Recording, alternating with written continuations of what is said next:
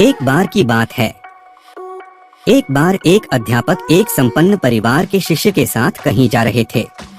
तो उस शिष्य को कुछ मजाक सूझी क्योंकि उसको रास्ते में किसी गरीब मजदूर के जूते दिखाई दिए। उसने अध्यापक से कहा, गुरुजी, अगर हम इन जूतों को छुपा दे तो कितना मजा आएगा। देखते हैं कि मजदूर पर इसका क्या असर पड़ता है। अब उसको तो मजाक सूझ रहा था, लेकिन गुरुजी ने कहा कि नहीं, गरीब इंसान के साथ इस तरह का भद्दा मजाक करना ठीक नहीं है। उसने कहा, क्यों ना हम इन जूतों में कुछ सिक्के डाल दें और देखें कि इसका इस गरीब मजदूर पर क्या प्रभाव पड़ता है। उन्होंने ऐसा ही किया।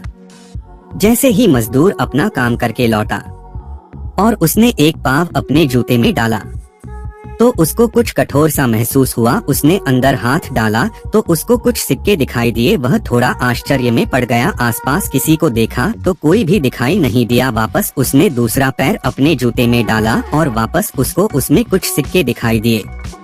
अब दोनों जूतों के सिक्कों को उसने अपने हाथों में रखा और प्रभु की तरफ इशारा किया है। प्रभु, पता नहीं किस भले मानुष ने यह सिक्के मेरे जूतों में छुपाए हैं, लेकिन जिसने भी छुपाए हैं उसको मेरी दुआ है ताकि इन पैसों से मैं अपने बच्चों और पत्नी के लिए कुछ खाना और दवाइयाँ ला सकूंगा। और इतना बोलकर वह चला गया।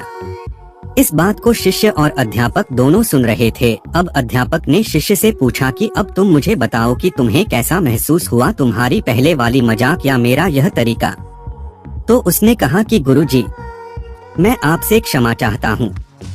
अब मुझे समझ आ गया है कि सच्ची खुशी किस चीज में है। जब हम किसी की मजाक उड़ाते हैं तो हमें कुछ पल का आनंद मिलता है, लेकिन इससे हमें बद्दुआ मिलती है।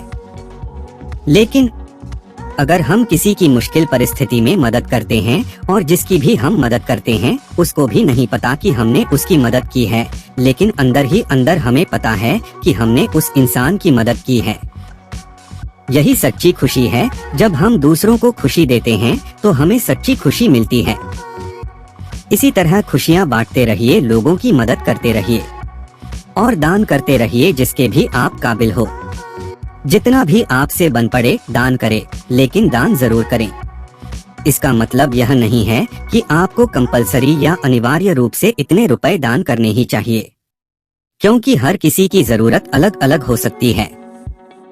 अगर आप किसी को पैसों का दान नहीं कर सकते तो कैसे कम चीजों का दान तो कर ही सकते हैं।